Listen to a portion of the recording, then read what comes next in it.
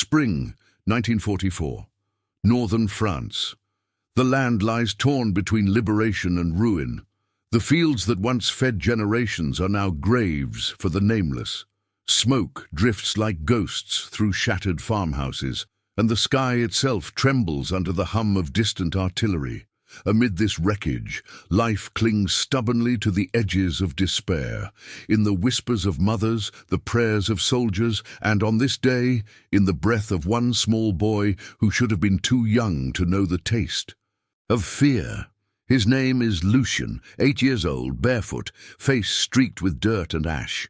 Where others hide from the thunder of war, he runs toward it, clutching something fragile in his trembling hand, a sealed envelope smudged with blood and dust.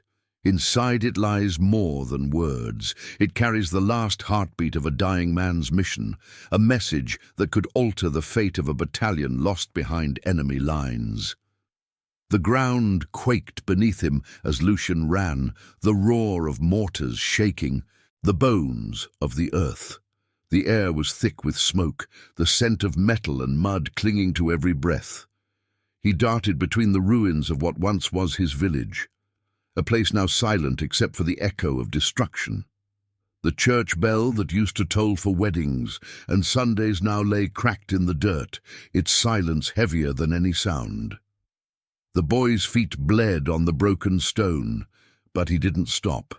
In his hand, the envelope fluttered like a dying bird.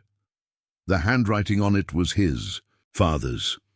He didn't know exactly what it said, only that his father had pressed it into his palm before vanishing into the chaos, whispering, "Find the men with the eagle patch."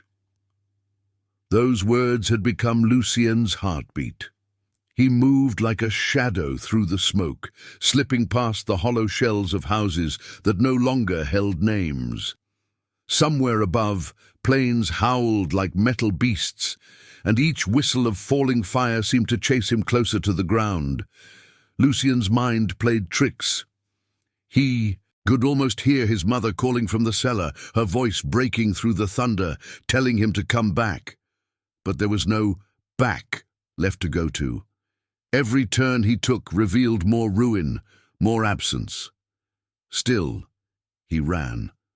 The world had become a blur of grey and fire, and his small figure, so fragile and out of place, looked like a candle refusing to go out in a storm. He reached the edge of the village where the fields began, a wasteland of craters and smoke. The letter was damp, with his sweat now, the ink bleeding faintly at the corners. Ahead, the sound of gunfire rattled through the air, steady, rhythmic, alive. Somewhere beyond those hills were the men his father had spoken of. Americans, strangers, soldiers. Lucien didn't know their names, didn't know their flag, but he knew what his father had told him. They fight for a world where boys like you can run free. His legs ached, his lungs burned, but he pressed forward. He wasn't running for himself anymore. He was running for the promise that his father's words might still mean something in a world that seemed to have forgotten what promises were. The 121st Infantry Regiment had been cut off for 3 days. No radio contact, no reinforcements, only the endless sound of shelling and the hollow rattle of empty canteens. The men crouched in the trenches carved from the mud, faces blackened by smoke, eyes dulled by exhaustion. Sergeant Cole wiped his hands on a blood-stained bandage and looked toward the horizon. Nothing but smoke and silence. The world had shrunk to a strip of dirt no wider than a football field. Above them, artillery fire painted the sky in flashes of orange. Every explosion felt like the sky itself trying to erase them. They were running out of food, out of ammunition, and worst of all, out of faith. Some prayed. Some cursed. Some simply stared into the dark, waiting for the shell that would finally remember their names. Cole passed a tin cup of muddy water to Private Dawson, a boy not much older than Lucien. "Drink slow," he muttered, though he knew the command meant nothing. Dawson's hands trembled as he lifted it to his lips. "We're ghosts already," he whispered. Cole didn't answer. There were no speeches left, no courage to summon. He just glanced toward the trees beyond the ridge, enemy territory. Somewhere past that, the rest of the battalion was supposed to be waiting, but the truth hung heavy between them. They were alone. The captain had stopped sending orders hours ago. Even the medics had run out of morphine. All that remained was endurance, a word that had long lost its meaning in this place. Then, through the smoke and dust, a movement. At first, the soldiers thought it was an animal, too small, too fast, darting between the craters. The men raised their rifles, eyes narrowing. "Hold your fire!" Cole barked, but the command came too late. A shot cracked through the air, splintering the dirt inches from the figure. The shape froze, then began to move again, this time upright. Cole lifted his binoculars, squinting through the haze. What he saw made his heart stutter. A child, barefoot, alone, running straight toward them. For a moment, no one moved. The battlefield itself seemed to hold its breath. "Jesus," Dawson murmured, lowering his rifle. "It's a kid." The boy stumbled, fell, then rose again, still clutching something in his hand. The men watched, speechless, as he crossed the open field, a small heartbeat defying the machine of war. When Lucien finally stumbled into the trench, the men could hardly believe what they were seeing. His face was streaked with soot, his knees scraped raw, his breath coming in short, panicked bursts. The boy clutched the envelope to his chest as though it were life itself. Around him, hardened soldiers, men who'd faced bullets and bayonets without flinching, stood frozen, unsure whether to reach for their rifles or their hearts. Sergeant Cole knelt, his voice low and gravel-thick. "Hey, kid, where'd you come from?" Lucien didn't answer. He only held out the letter with both hands, trembling but determined. The sergeant took it gently, the paper damp with sweat and blood. "Who sent you?" Cole asked again. This time the boy's cracked lips parted. "My papa," he whispered. "He said I had to run. He said they would listen to me." The trench fell silent. Men exchanged glances, unspoken, understanding passing between them. They had seen messengers before, young resistance fighters, desperate civilians, but never a child this small. Private Dawson knelt beside him, pulling a canteen from his belt. "Drink, son," he said softly. Lucien took a sip, eyes darting nervously from face to face. Every explosion in the distance made him flinch, but he did not cry. There was no room for tears where death had already spoken. Cole unsealed the envelope carefully, half expecting orders, maybe a plea for help. Instead, inside was a folded piece of paper, stained dark at the edges. He opened it. Words written in French, hurried, fading. The boy's father had written in haste, each stroke of ink a heartbeat trying to outpace time. Cole squinted, his limited French piecing together fragments. Resistance. German convoy. Moving east. Cut off communication. He looked back at Lucien. "Your father was a courier." The boy nodded slowly. "He said the Americans needed this. He said you would understand." Cole's jaw tightened. The letter wasn't a plea. It was intelligence. Vital. If true, it meant they weren't abandoned. Somewhere help was moving, but only if they could hold out long enough. He looked around at the faces of his men, hollow, tired, but alive with something new. Hope. A fragile, dangerous hope carried by a barefoot boy through the fire of war. Cole closed the letter and placed a hand on Lucien's shoulder. "You did good, son." He said quietly, "You did better than most men ever could." The boy's words hung in the air like the echo of something sacred. "My papa," he had said, and in those two syllables every man in that trench felt the weight of what had been lost. Sergeant Cole unfolded the letter once more. This time under the dim glow of a flickering lantern. The handwriting trembled across the page, uneven, hurried, alive with desperation. The message spoke of coordinates, a hidden route through the forest, and a warning that the Germans were advancing from the north with heavy armor. The letter was signed simply Jean Moreau. Below the name, a faint fingerprint, pressed in dried blood. Cole looked at Lucien. "Where is he now, son?" The boy's gaze fell to the mud. "He said he would follow me." But the sky fell before he could. His voice cracked on the last word. Around them, even the gunfire seemed to fade. Cole swallowed hard, folding the paper as if handling a holy relic. "Then he gave his life to get this to us," he said. "And you—" He looked down at the boy, his voice breaking despite himself. "You carried his mission the rest of the way." Lucien didn't fully understand the words, but he understood the tone. The way the sergeant's voice softened, how the other men lowered their eyes in quiet respect. Private Dawson knelt beside him, tucking the boy's torn sleeve gently around his arm. "Your father was a brave man," he said softly. "And so are you." For a moment, the war fell away. The sound of explosions became a distant hum, and all that remained was the fragile heartbeat of a child's promise, a bridge between the living and the dead. That night, the men huddled close in the trench, passing the letter hand to hand. Some prayed over it, some kissed it, some just stared, as if by reading those words they might borrow the courage of the man who wrote them and the boy who delivered them. Lucien sat wrapped in a soldier's coat, far too large for him, his small face half hidden beneath the collar. Every now and then, he looked toward the horizon, as though expecting to see his father walking out of the smoke. Cole watched him quietly, the letter tucked safely in his breast pocket. He thought about his own son back home, same age, same small hands, and something inside him shifted. This boy wasn't just a messenger.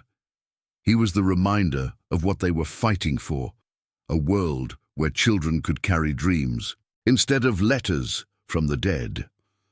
Dawn never truly came, only a grey light that crept timidly through the smoke, revealing more destruction than it healed. The men of the 141st stood restless in the trench, clutching their rifles and waiting for the inevitable. The Germans were moving in from both flanks. Every instinct told them to retreat, but there was nowhere to go. Sergeant Cole unfolded the letter again, tracing the route Jean Moreau had drawn in his dying moments. A thin line, through the woods, flanked by creeks and shadow. "It's suicide," one soldier muttered. "We don't even know if it's real." Cole looked down at Lucien, who stood beside him, the boy's face smeared with soot, but his eyes clear and unshaken. "My papa showed me that path," Lucien said quietly. "He said it's the only way." The sergeant stared at him, torn between doubt and the strange authority in the child's voice. "You've seen it?" "Many times," Lucien answered, "even when it was dark." Shell exploded nearby, throwing mud and fragments into the air. The men ducked, cursing, their nerves fraying with each passing minute. When the smoke cleared, Cole made his choice. "Pack it up," he barked. "We move in 5.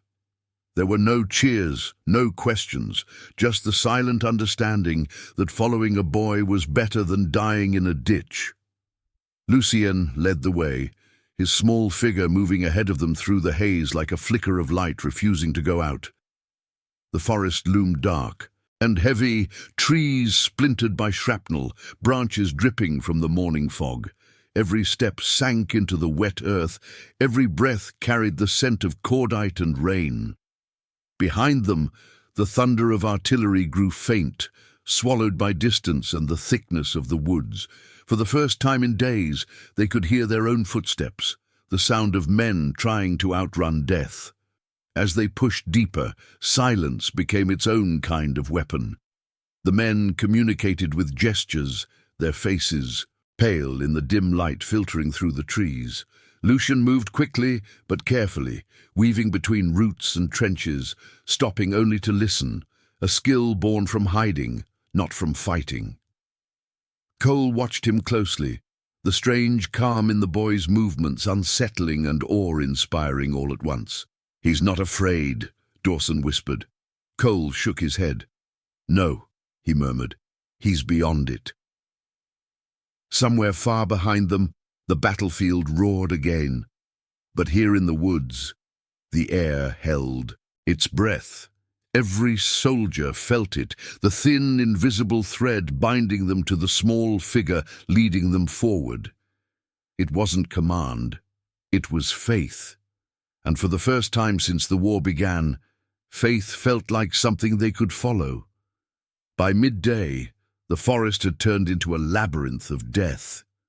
The ground was slick with mud and spent shells, roots torn from the earth by artillery, the air heavy with the smell of burnt pine and blood. The men moved in a line, bent low, their boots sinking into the black soil. Every step felt like walking through the memory of something sacred that war had defiled. Lucien stayed at the front, his small frame barely visible through the mist. His bare feet made no sound. He knew these woods, every bend, every hidden path, every silence that wasn't silence. The soldiers followed him wordlessly, their rifles gripped tight, their faces grim. The sound of distant gunfire pulsed like a heartbeat somewhere far behind them, each echo reminding them of what waited if they faltered. Sergeant Cole kept his eyes fixed on the boy, afraid that if he blinked, Lucien might vanish like a ghost, leading them out of damnation.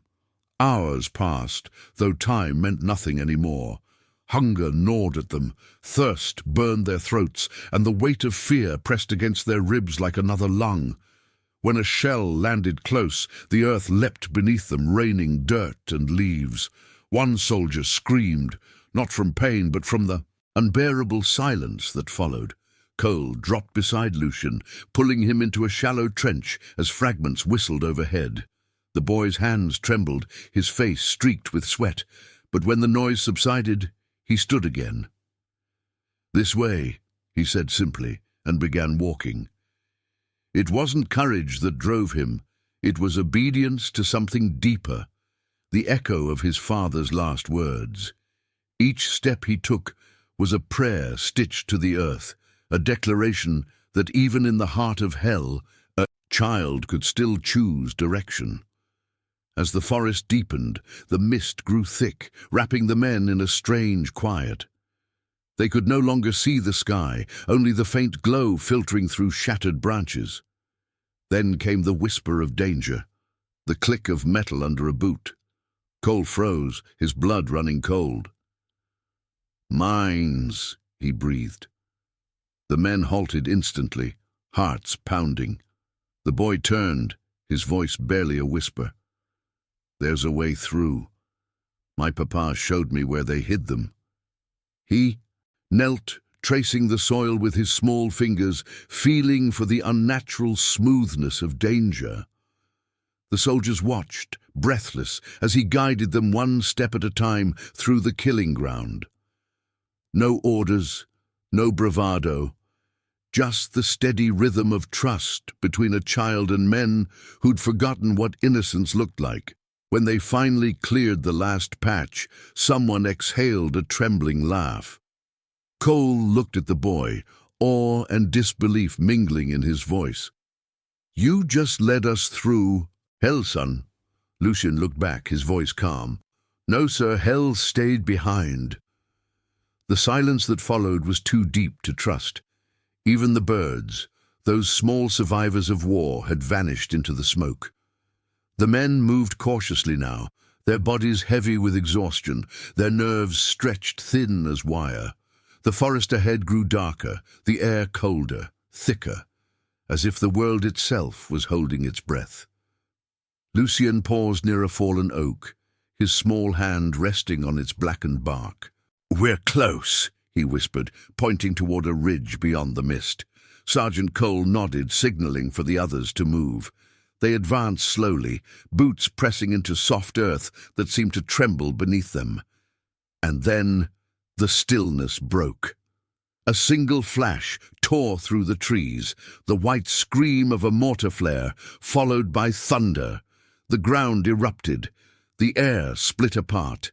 The forest became a storm of fire and steel. The men dove for cover as shrapnel tore through branches, exploding bark into splinters. "Ambush!" Cole shouted, though the word was lost in the roar. The Germans had found them. Bullets shredded through the mist, each one snapping past like an angry hornet.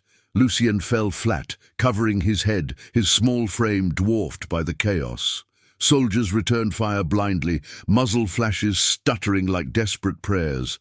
The once silent woods now howled with rage, smoke, flame, and death weaving together into a single, deafening voice. Cole crawled through the mud, searching for the boy, heart pounding harder than the explosions. "Lucien!" he shouted. For a moment there was nothing, just the unholy sound of war consuming everything alive. Then, faintly, a voice rose above the storm. "Here!" Cole turned, spotting the boy near the ridge, crawling towards something half buried under debris. "Stay down!" the sergeant barked, but Lucien didn't stop. He reached beneath the shattered trunk and pulled out the envelope. The letter, now, torn and smeared but still whole. Another shell hit nearby, throwing him off his feet. Cole lunged forward, grabbing him by the arm and dragging him behind a fallen log. The boy clutched the burned paper to his chest, coughing, trembling but alive. Around them, the battle raged like an open wound. Men screamed, rifles cracked, the air thick with cordite and grief. Cole pressed the boy's head against his shoulder, shielding him from the fire. "We'll get through this," he muttered more, to himself than to the child. "We have to." But as he looked up, the forest was already burning, and the path they had followed, the one Jean Moreau had drawn, was being swallowed by flame. When the thunder of battle finally began to fade, what remained was the quiet, the kind that hums in the ears after too much death. Smoke hung low between the trees, twisting in slow, ghost-like patterns. The forest was no longer alive. It had become a grave made of ash and silence. Sergeant Cole moved through the wreckage, shouting names that never answered. Bodies lay scattered among the roots, the ground still trembling with distant shellfire. Then, through the grey haze, he saw movement, small, fragile, barely there. Lucien. The boy was crawling toward the bridge that crossed a narrow stream, his hands bloodied, the letter clutched so tightly it had fused to his palm.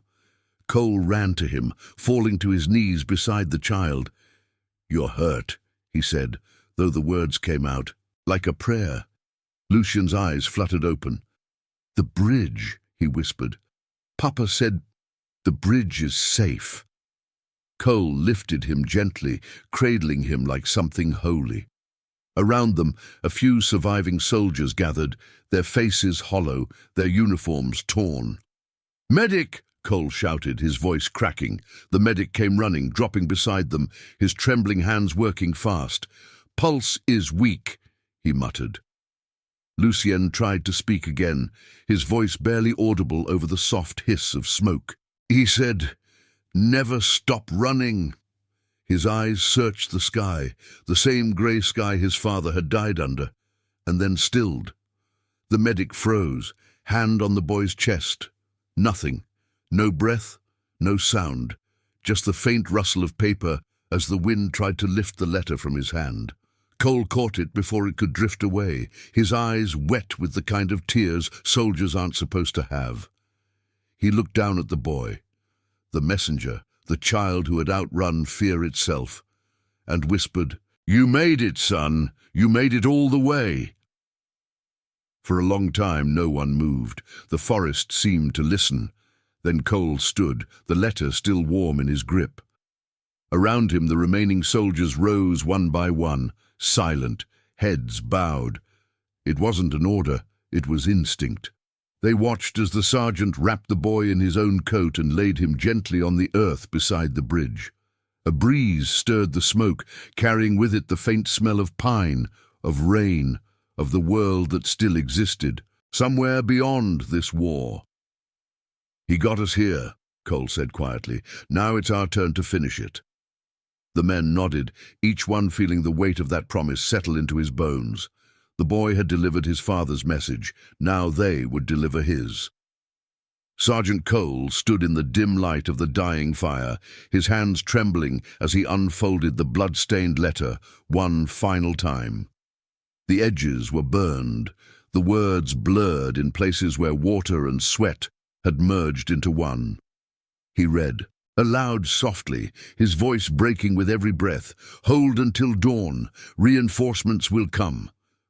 That was all.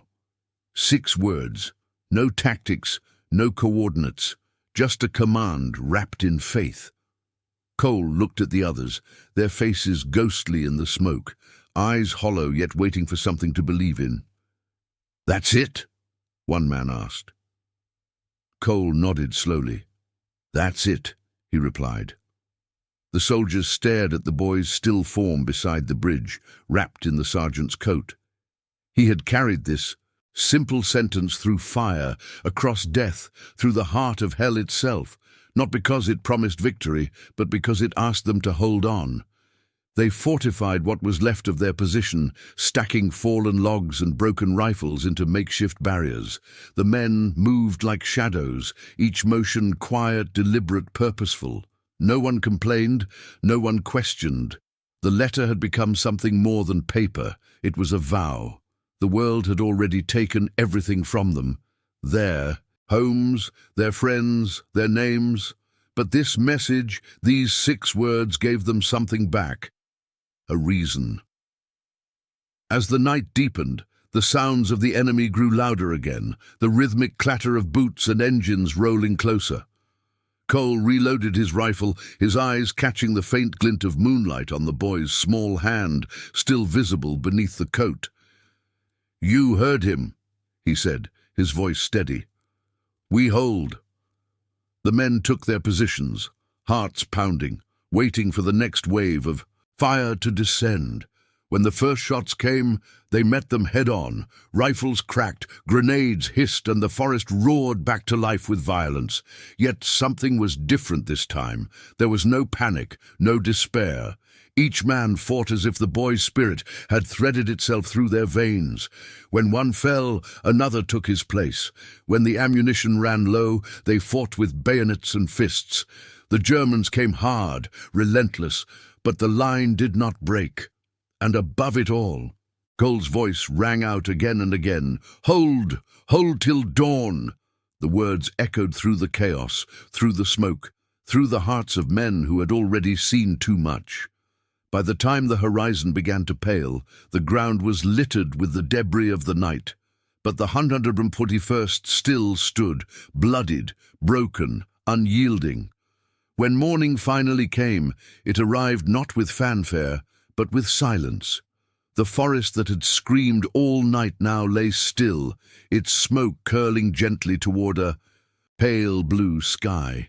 The rising sun touched the wreckage with a faint, almost merciful light. Sergeant Cole stood among the remnants of the 141st, his face grey with exhaustion, his uniform torn and soaked with blood, his own and others'.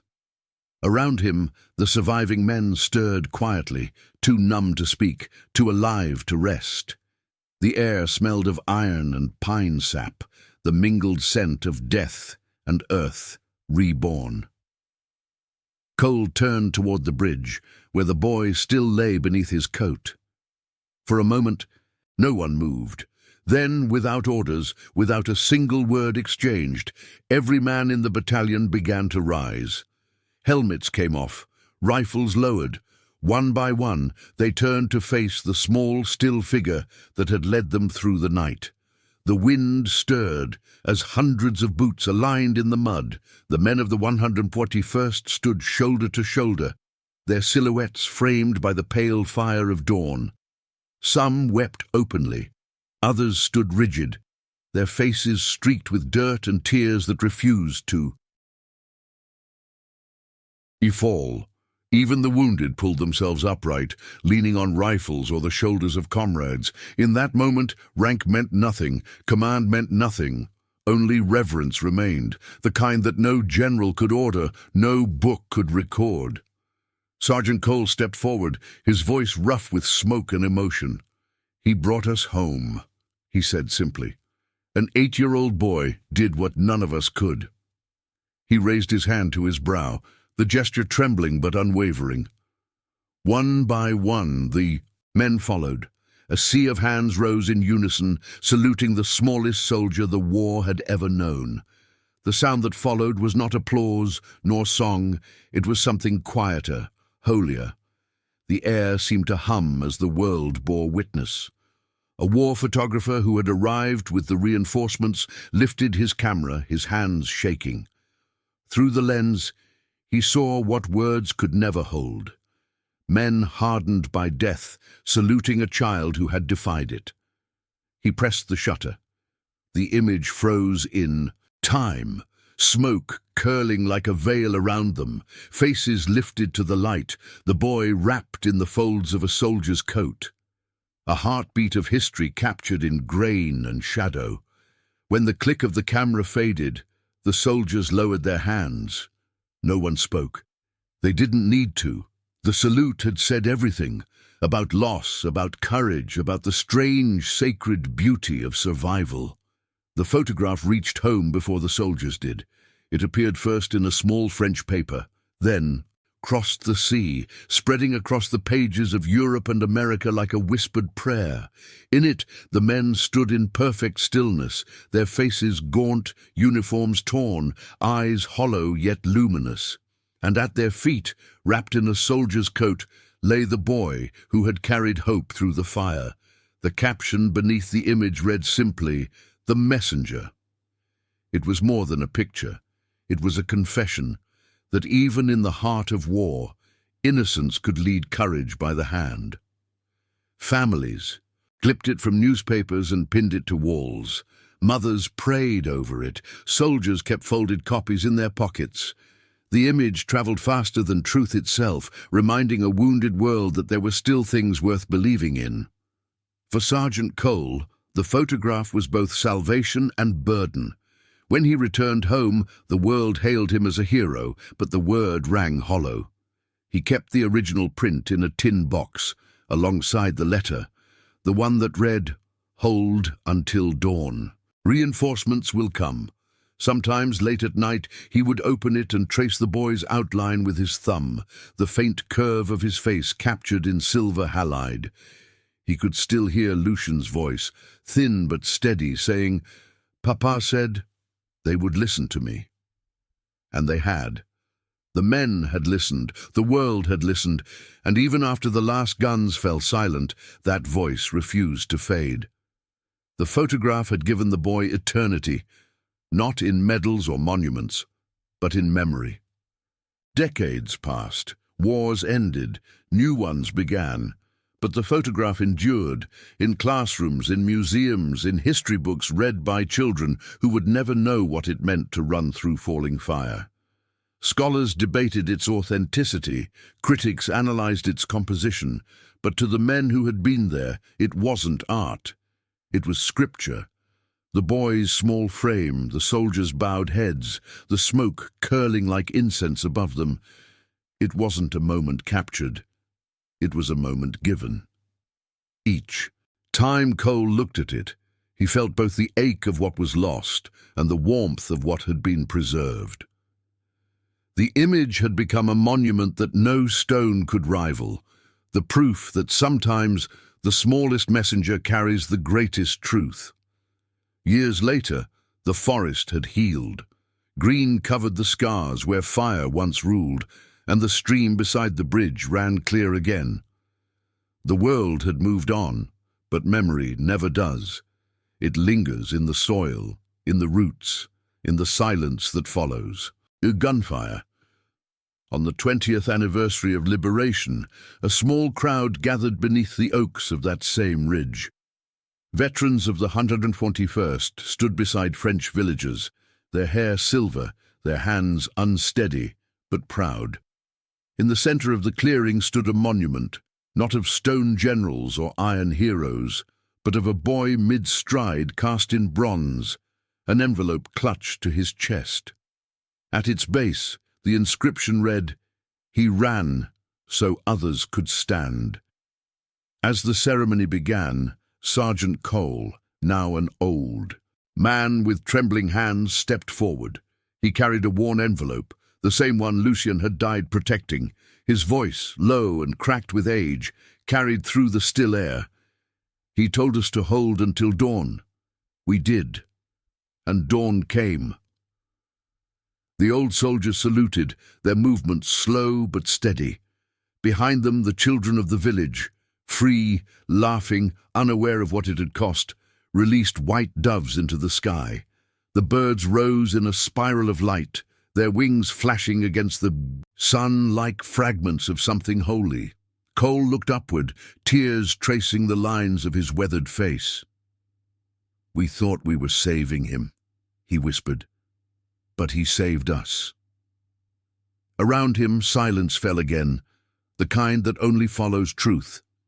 The crowd bowed their heads, and for a moment the world seemed to pause, as if even time itself wished to listen. The wind moved softly through the trees, carrying the faint echo of distant footsteps, the sound of a boy still running, still delivering his message through the ages. That night, as the sun dipped behind the hills, Cole placed the envelope beneath the statue's bronze feet. He turned to leave, but stopped halfway, his gaze lingering on the boy's face, cast in metal and memory. "Never stop running," he murmured.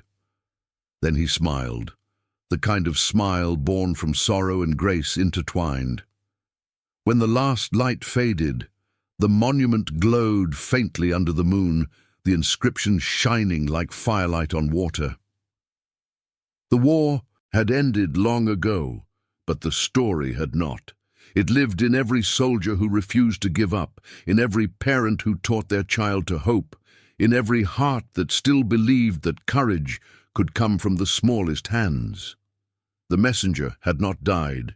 He had simply passed the letter on.